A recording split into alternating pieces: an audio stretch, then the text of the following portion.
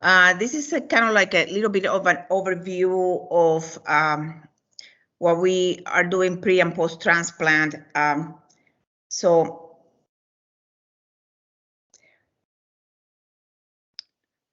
basically, the solid organ transplants are done as a matter of basically it's a therapy of choice on a variety of organ failures after nothing else can be done.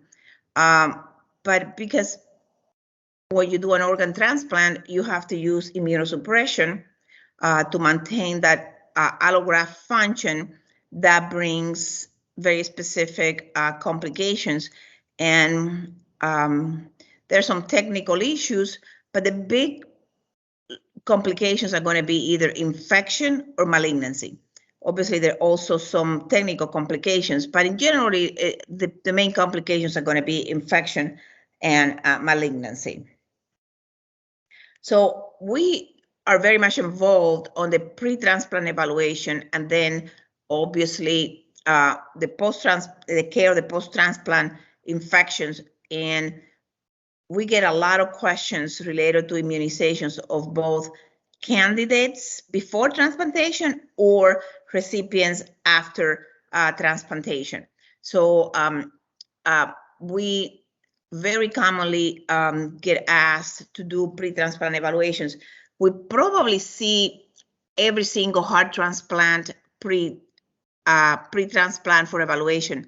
And selectively, we will see in our service most of a number of kidneys and liver, not all of them like we do the heart transplants, but a fair number of them because of different questions.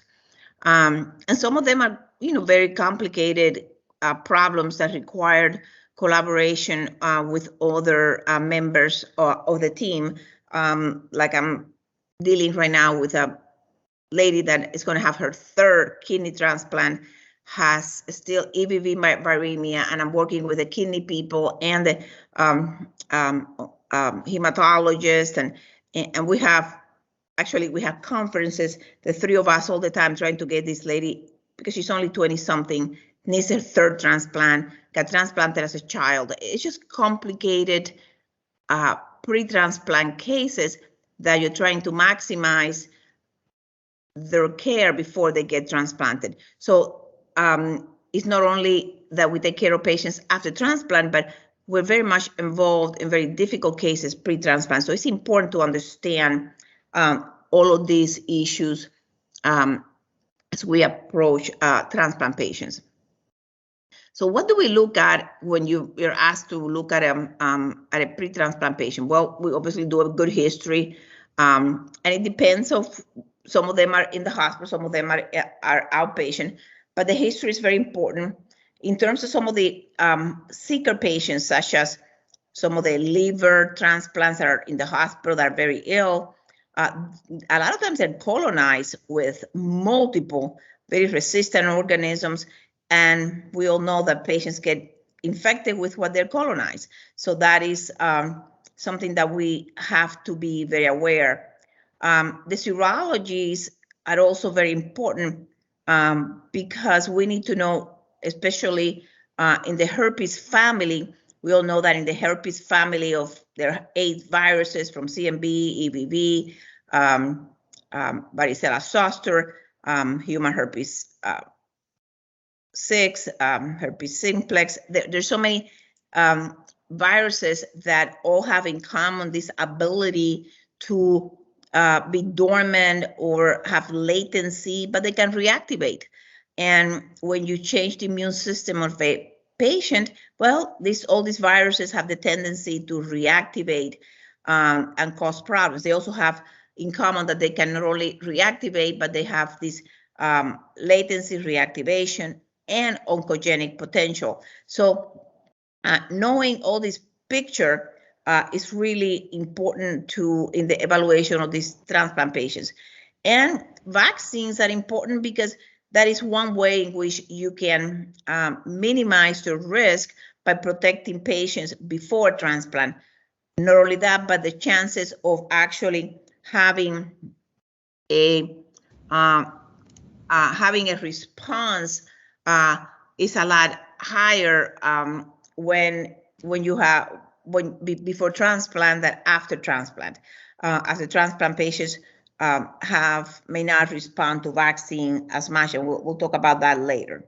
So we have to have all of these things in mind while we evaluate these patients pre-transplant.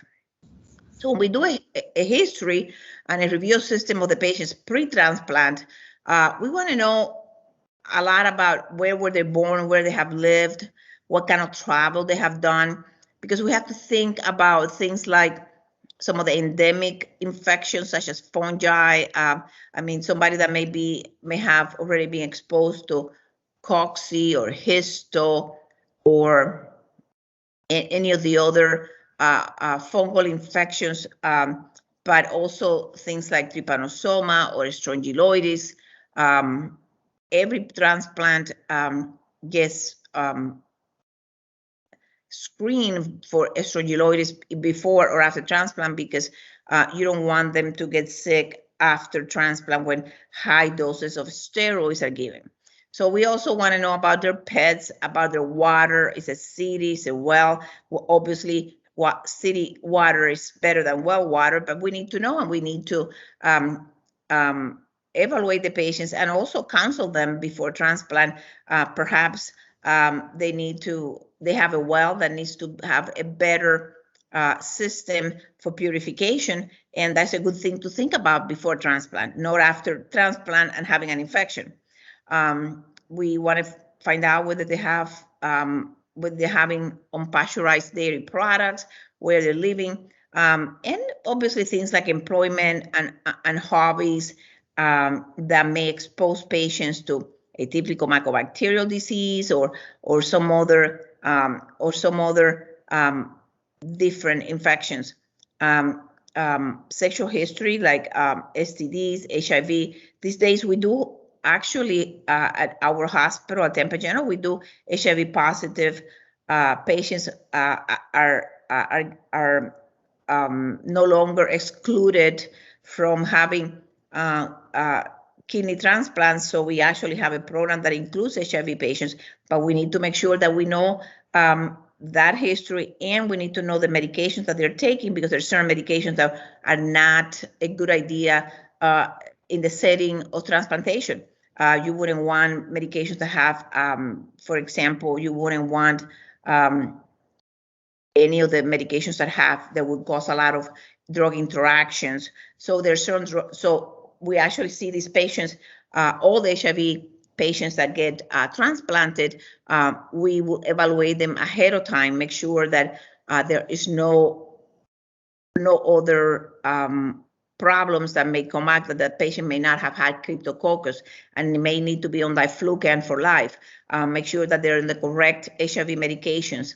Obviously, drug and alcohol abuse is always something that we check, and having on whether you have had a patient have had an splenectomy or not is important as well, because of the susceptibility of certain infections, because they need different types of vaccines. So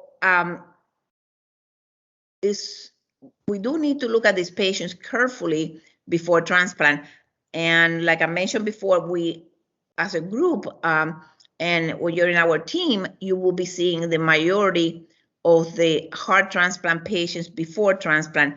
And in the office, you will see a significant number of the kidney transplant patients or kidney transplant candidates before transplant. We will see all the HIV positive candidates for kidney transplant. And in the hospital, we frequently see pre-transplant a lot of the liver candidates, liver transplant candidates, because those are usually very sick, and a lot of other issues may be important.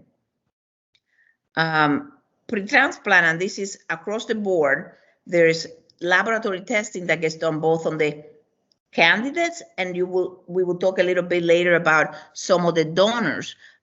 We need to understand the candidate, but we also have to understand the donor, because all of these things are very much interactive. The lab testing of the candidate includes obviously HIV, and like I said, we currently do kidney transplants. We don't do hearts or lungs, but we do kidneys, and we are about ready to do livers as well. So our program will do HIV positive livers and kidneys, already doing kidneys, soon to do livers. We want to know the serology for hepatitis A, B, and C. And understanding that, for example, hepatitis A, you either have it or not. And if you don't have it, then we try to vaccinate you ahead of time. Hepatitis B will be a lecture on its own because we have to know what the candidate has, but then the donor hepatitis B serology is really important because it will influence what you do with prophylaxis afterwards. The hepatitis B serology and what to do is somewhat complex. And I actually encourage all of you to review the guidelines that we have, that all the ID physicians at Tampa General have put together with all the teams for all of these organisms, all of these viruses and different things, because it really helps you understand how complex all of these serology and how to address the patient, how to protect them from reactivation.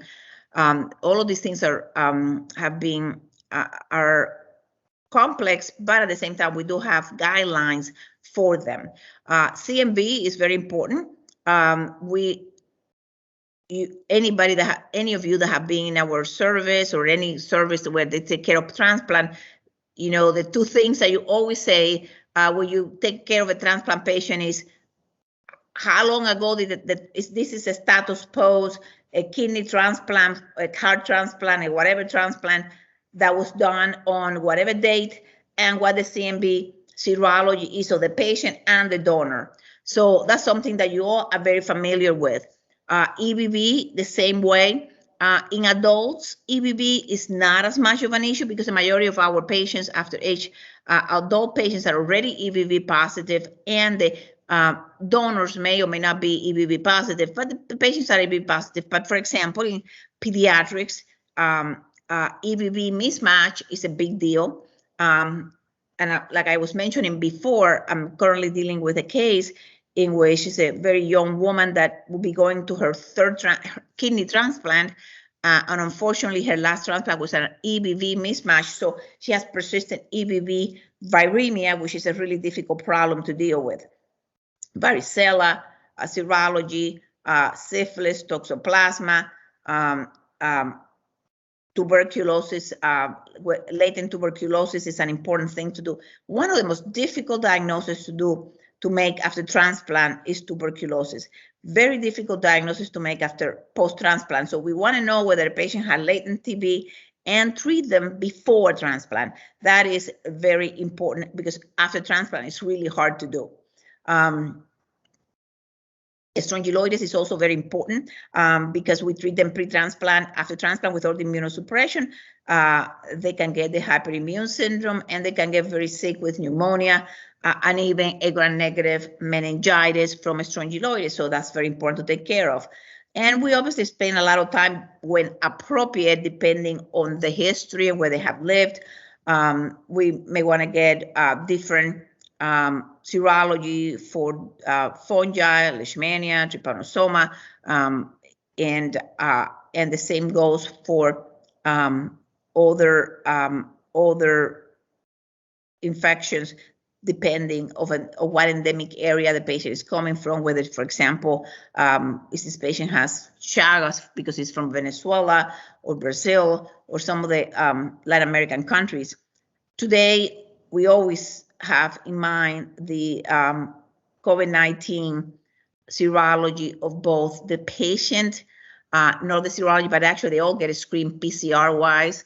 The patient is, so it's not serology, but it's actually PCR. Serology, PCR testing of both the patients and the donors. And there have been an occasional case, but the protocols in place have been actually quite successful in transplant.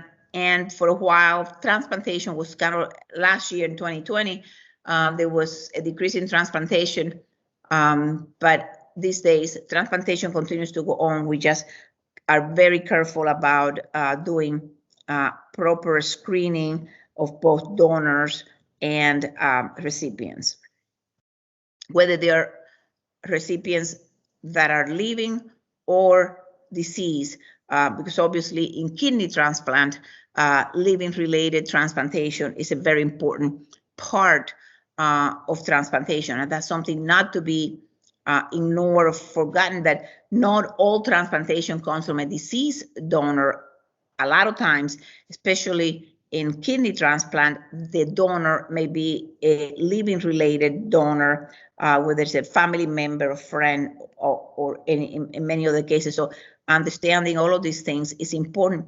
And when you're dealing with a living-related transplant, you have to be very careful what you tell patients from the donor and the recipient, because there's already an emotional component. And if the donor, which is actually a living person that is willing to give a kidney away to a recipient, there's a problem about a potential infection or something like that, that has tremendous implication that has to be handled very, very, very carefully, very diplomatic. I have been involved in some of those cases, like something as simple as a CMV mismatch between siblings, where a recipient from a living related was CMV negative, but got CMV from the donor, and the sister was felt horribly guilty that she gave the brother CMV because he got really sick after transplant.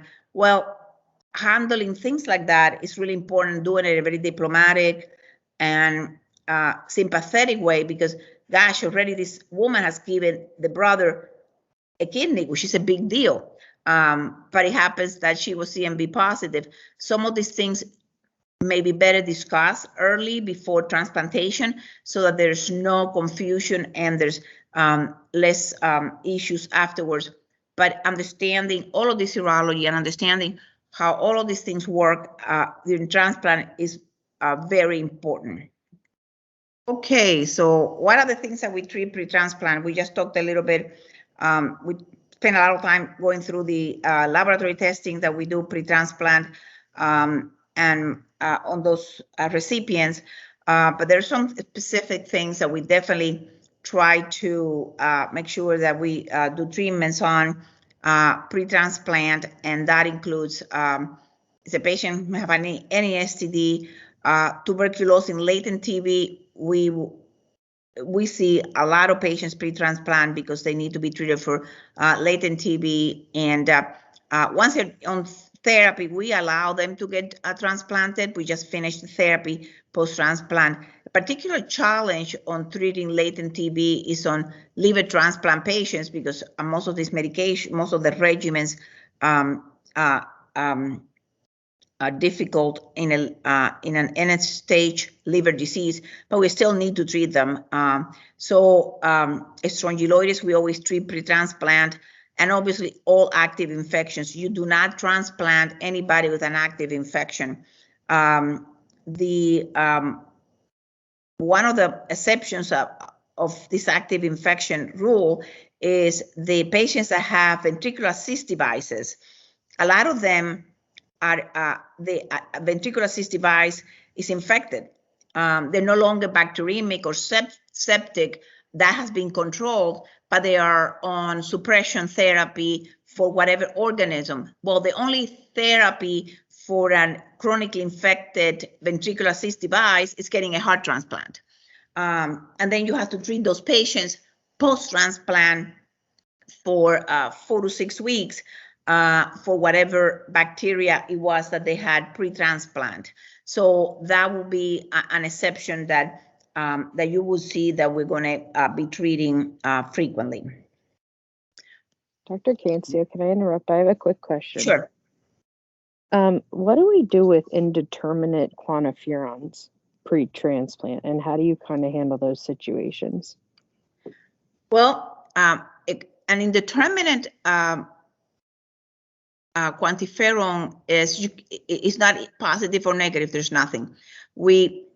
Most of the time we try to, a lot of times we'll do a 2-step PPD, or we'll do another gamma release assay other than interferon, which you can do, and see if you can have an answer. And you can also look at the chest X-ray, CT scan of the chest, and see if there's any reason to think that this patient may have been exposed, and make a clinical decision.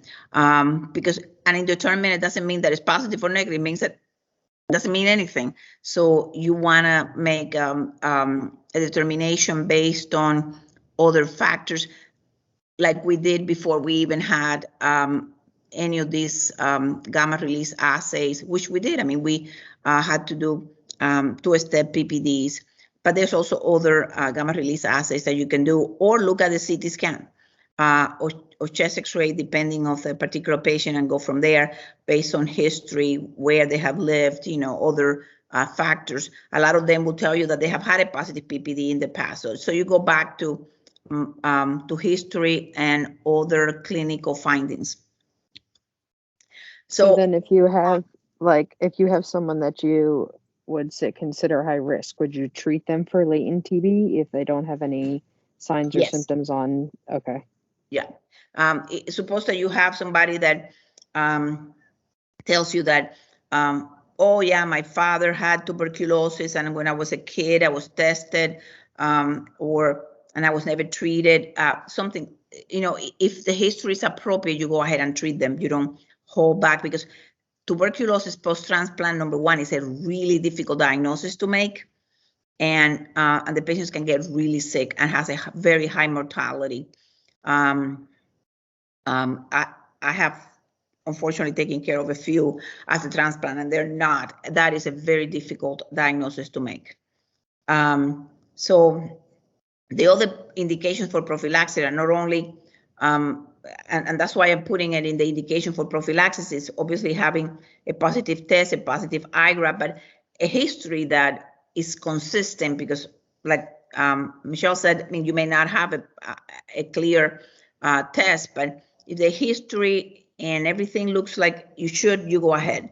And the other big thing is recipients of a transplant from a donor that have been untreated.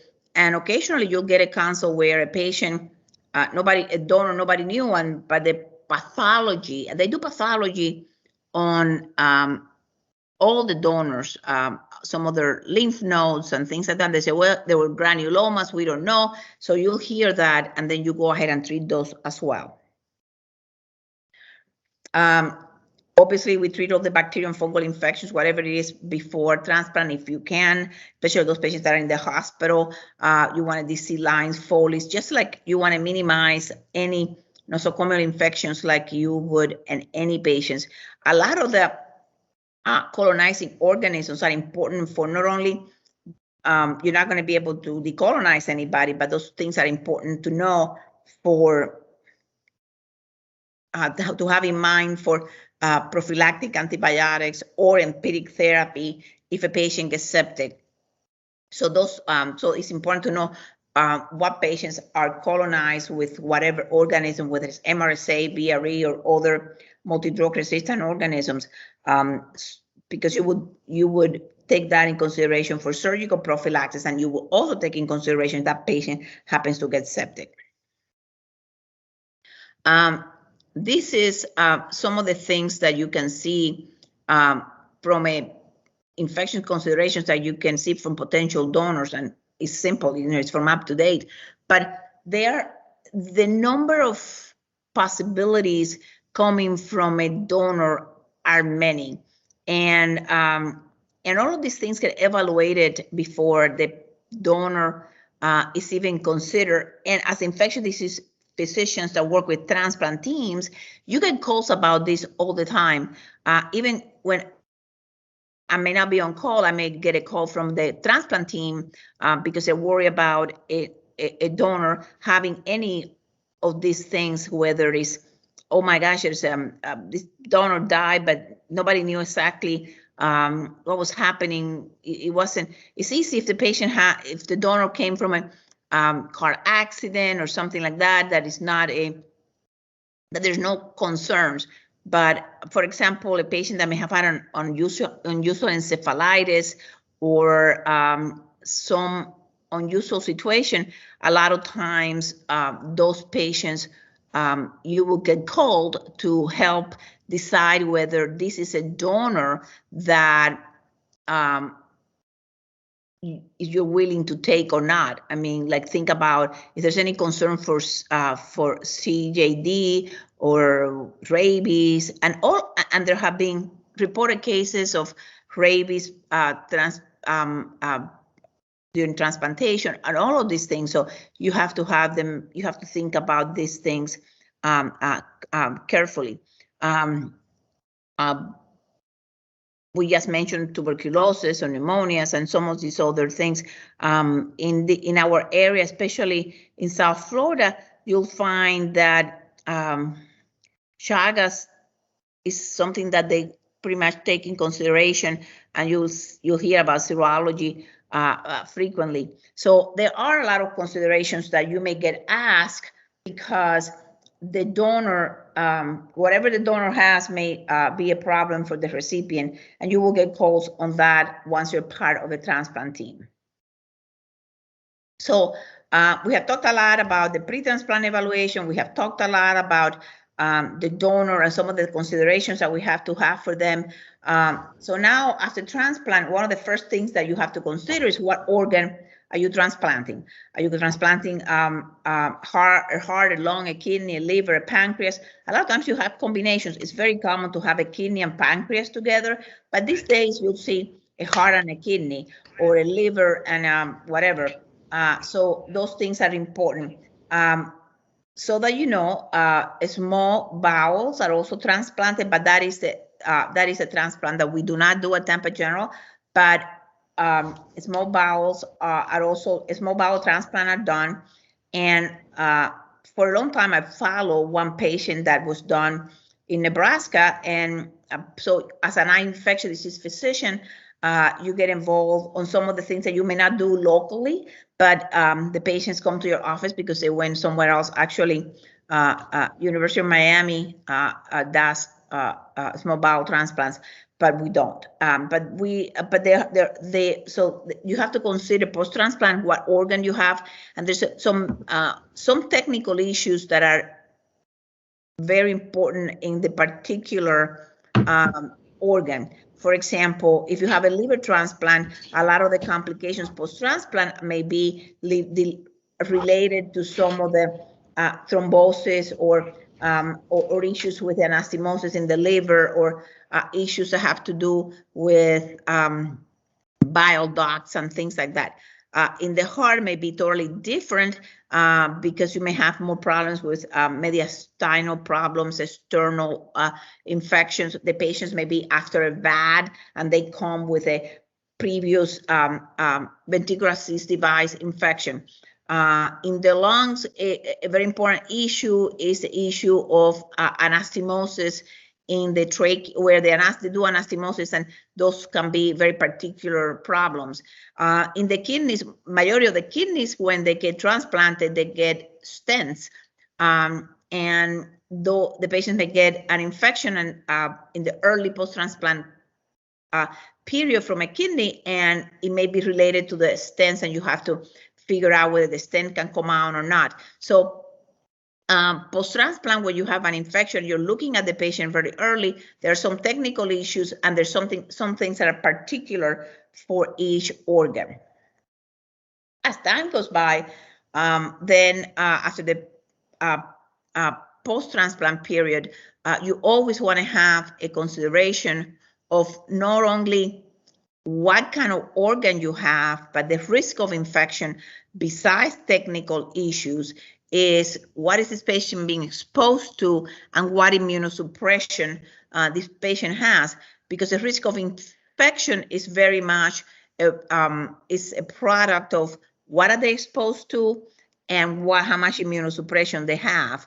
Different immunosuppression will lead to different or predispose you for different infections. And obviously, this is a group of patients that can have more than one infection. They may have, frequently they have multiple simultaneous infections that and that can be hard to deal with at the same time. So when we're trying to look at post-transplant, we actually look at, we look at what are the potential exposures of this patient?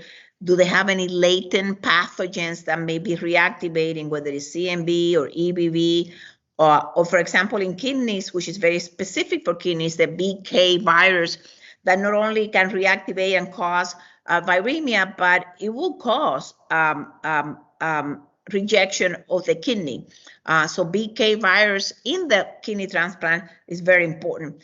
Donor-derived infections are something that you always have to remember, whether it's a strongyloides or the toxo, or the patient or the donor came from an endemic fungi area or tuberculosis or whatever. So we need to make sure that we understand the history of exposures, what latent pathogens, and that's why the serology, understanding the serology of both the donor and the recipient are important. Donor-derived infections, we constantly think about those, and you many times when you're in our service, you get notified, oh, the donor grew, the pathology showed, whatever, and those are things that we take in consideration. And maybe all of a sudden you hear that the donor had cryptococcus, and then you're going to treat the recipient, or tuberculosis, or any other infection. There's some of them that are very concerning, and they have been reported, like rabies or some of the other more difficult infections.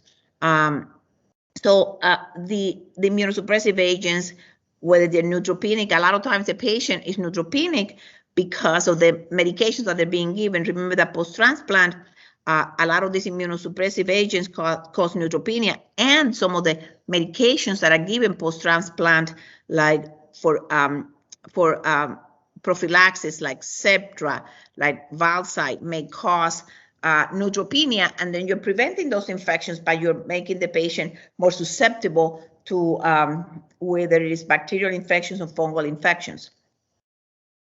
Community-acquired pathogens are also very important. You have to remember what's happening in your community, because the patients, these transplant patients, get the same thing that everybody else, but they just look sicker, and they have more than one pathogen. So is in the community you have influenza, parainfluenza, RSV, or whatever. Like right now, if you think about what we have at Tampa General with COVID-19, a lot of the transplant patients have been vaccinated, but they are very sick, even though they were vaccinated, even though they had good response to the vaccine, and you can see that they have good titers, they're still getting COVID-19, and because what is happening in the community affects transplant patients to a very large extent, much more than they would somebody else, because of their immune system.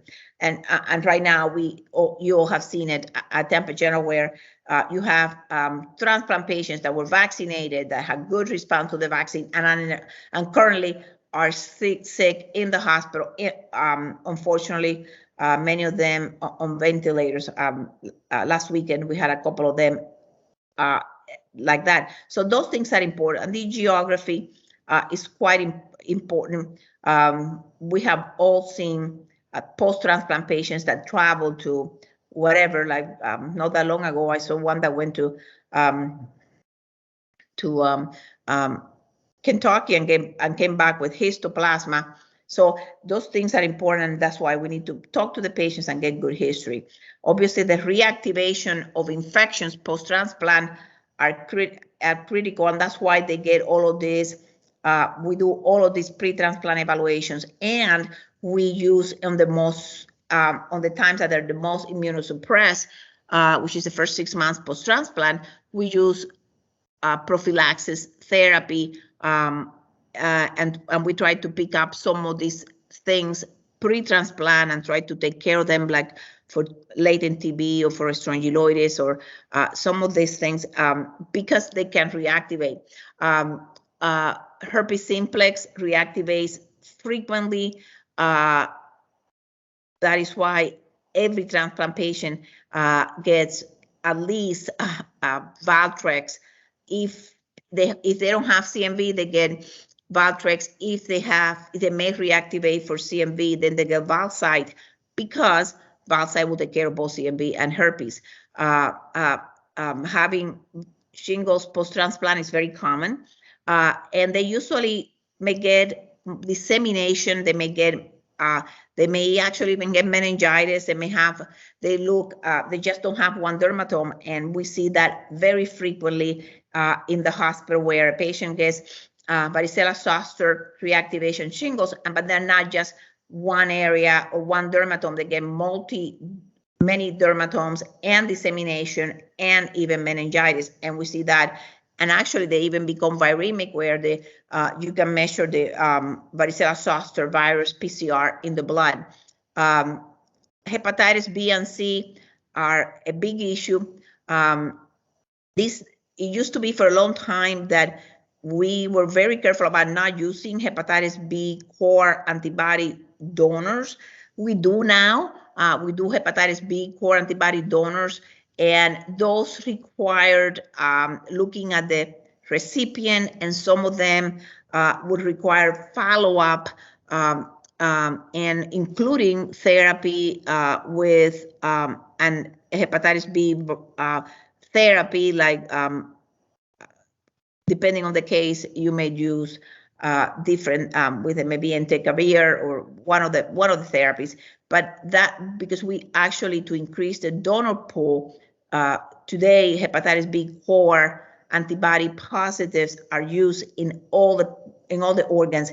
And again, that is a complicated area that to get through more of the basic issues. I'm not going to go in detail, but when you're in our service, definitely look at those guidelines that we have and discuss with your attending, because that is a very important area of how to deal with hepatitis B core antibody donors.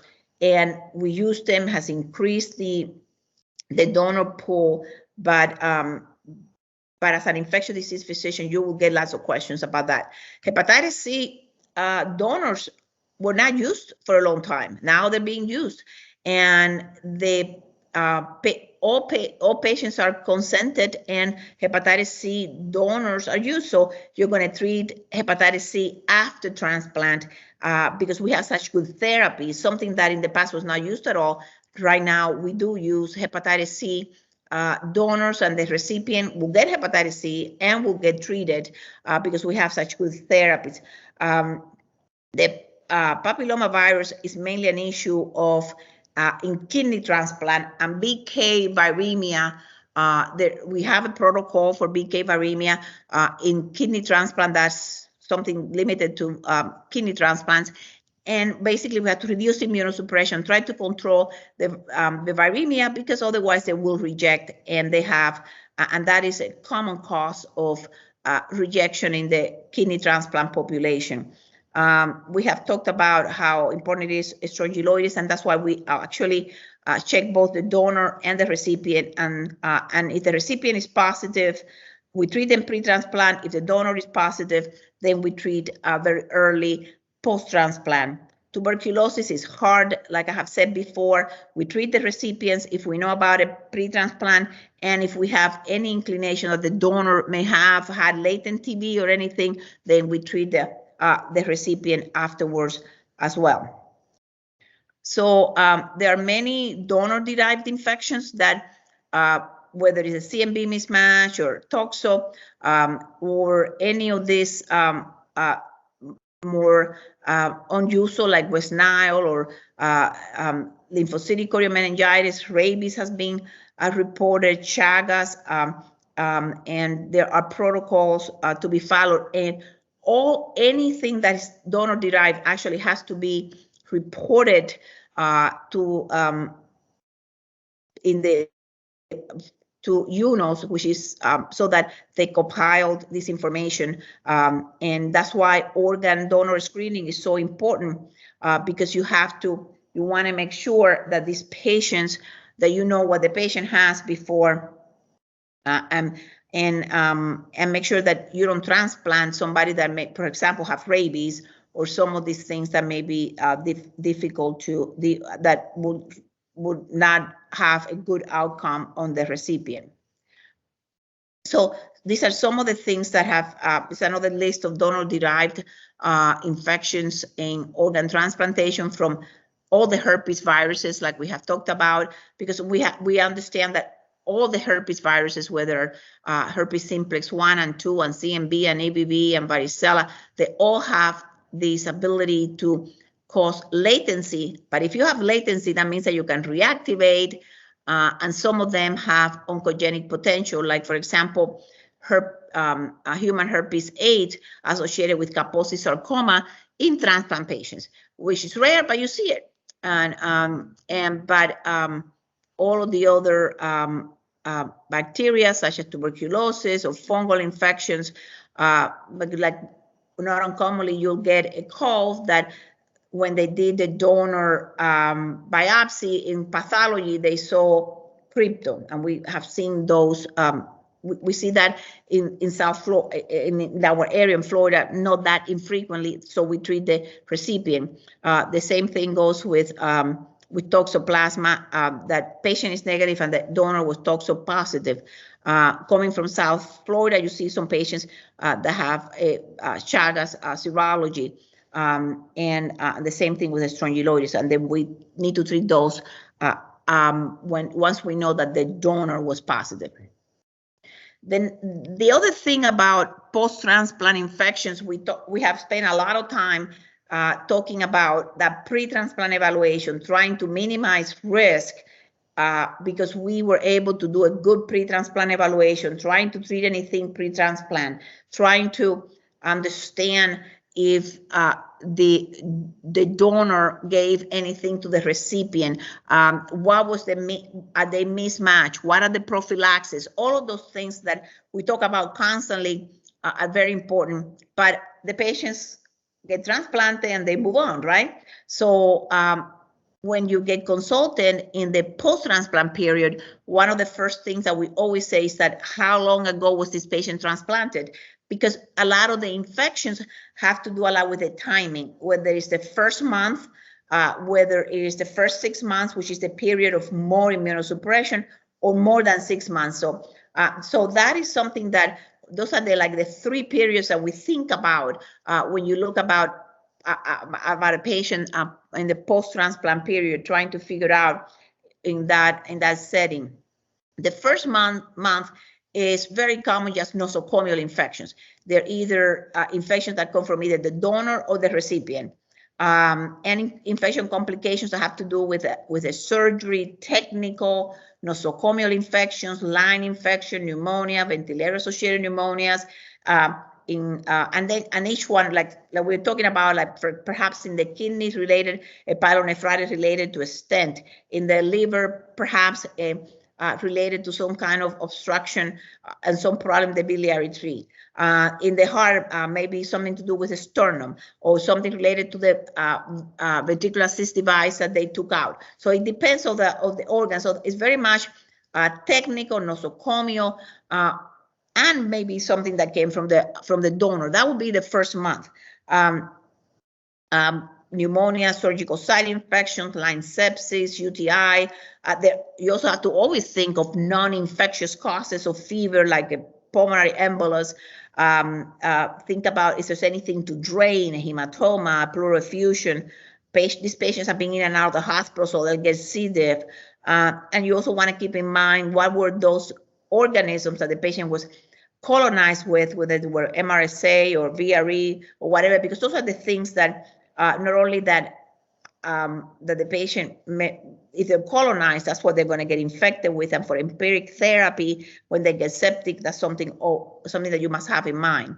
Now, The 1 to 6 months post-transplant, that is it's a time where the patients are really immunosuppressed. It's the most immunosuppressed time. So they're most at risk for opportunistic infections. So we do prevention, right? So you do, obviously not PCP anymore, PJP, but you do, all the transplant patients get put on Bactrim or Septra, and if they're allergic, on Mepron, and if they cannot do that, pentamidine. So they're going to get some kind of prophylaxis for all these things. If there's a toxopositive recipient or there's a toxo mismatch, they're going to get prophylaxis for CMV.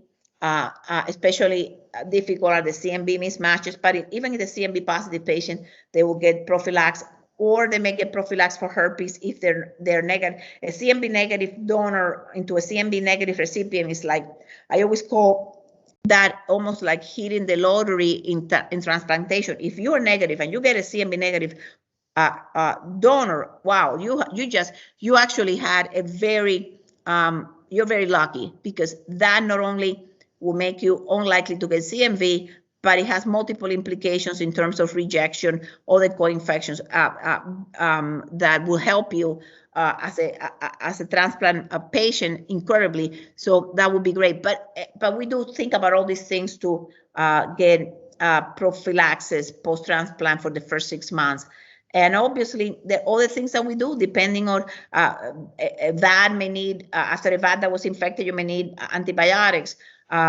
Some of the patients, more complicated CMV patients, may need cytogam. So there's a lot of these things that we do to minimize infections on the post-transplant period, this very critical time. The major opportunistic infections that you see in patients is obviously pneumocystis, but you can also have toxo and leishmania. And geographically, we have taken care of patients that have either, some of them have gotten them from the donor, but some of them have gotten them after the post-transplant by traveling, like histoplasma going, like I just said, for example, somebody going to the correct area and getting histoplasma or cocci. Patients can get hepatitis C or hepatitis B afterwards. Again, the BK virus is very important in kidney transplant, and you see how there's a protocol to be followed for BK viremia in the kidney transplant patients, and then you have to reduce immunosuppression because otherwise they'll lose their kidney. So these are some of the opportunistic infections that we deal with all the time. Now, after 6 months, most of the patients have somewhat of a stable and reduced level of immunosuppression because they're no longer in that particular period. But you also need to make sure that you understand whether they have had a recent rejection. Because if a patient has had a recent rejection and they have been given like treatment for that rejection, depending on what that treatment is, that patient may be predisposed for different infections, whether it may be meningococcal because of specific infection, or they got whatever. And a lot of them, even after 6 months, they get a really strong immunosuppression because of rejection, and you have to restart some of the prophylaxis that they have been off because it's kind of like way after transplant. But you start seeing other things. You see community-acquired pathogens a lot more, but they look a lot worse. You also see other things like nocardia, cryptococcus, some of these other things and some of the effects of long-term effects of viral infections, like from EBV viremia, you may have a PTLD, lymphomas, and it's very important to understand that some of the patients may develop, are incredibly predisposed to having skin cancers or because of the immunosuppression, and also because some of the medicines that they get and being transplanted, and also some of the other, almost any cancer is more common in transplant patients, but HPV can cause a lot of problems, both ENT cancers or anogenital region.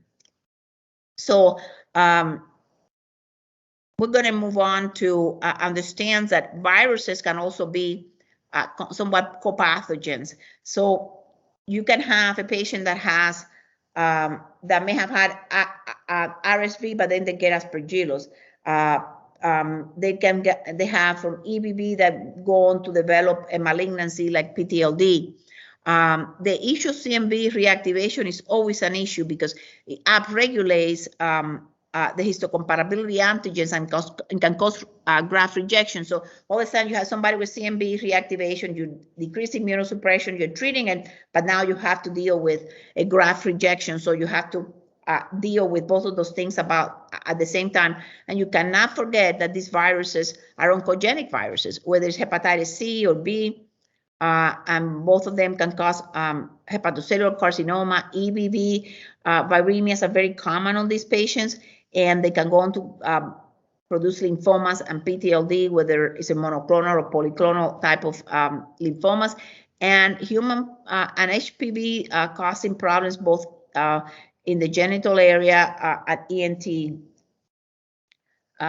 The type of immunosuppression that they have may be influencing what kind of infection they get. So a lot of patients are giving early on what is called induction therapy, and those are some of the anti-lymphocyte globulins like OKT3 or thymoglobulin, and those things are really immunosuppressive. Think about how you worry about a patient, an HIV patient that has CD4 counts on less than 200. Well, these patients, their CD3s go under 25. And remember that CD3s go on to divide it between 4s and 8, so they have no T cells. Steroids are really lymphocytic, and they predispose patients to reactivations of hepatitis B, C, and so many other things, and so forth. I mean, CellCept, which is mycophenolate, causes significant problems with CMV. So we have, depending on the kind of immunosuppression that they have early on, and then later when they use some of these things, you're going to have to make sure that those things are that you have it in, that you understand what immunosuppression, what kind of rejection the patient had, how it was treated. CMV in transplantation is a whole lecture on its own, and it can cause, and I encourage you to, again, follow some of the patients that have CMV, and you always want to know whether CMV in a transplant patient is what we call primary CMV or reactivation. Primary CMV commonly comes from a CMV mismatch in the patient or a new infection from in the post-transplant period versus reactivation. Those are very different behaviors in CMV and how they affect and how you treat them. And that's something that you really should understand well with CMV.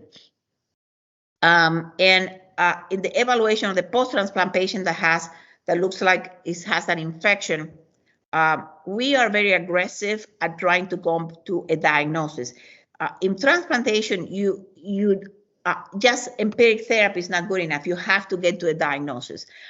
In solid organ transplantation, so we're very aggressive at doing CTs, MRIs. You want to know, is there something to be drained? The patient comes in with pneumonia and doesn't respond quickly. We go and do a bronchoscopy.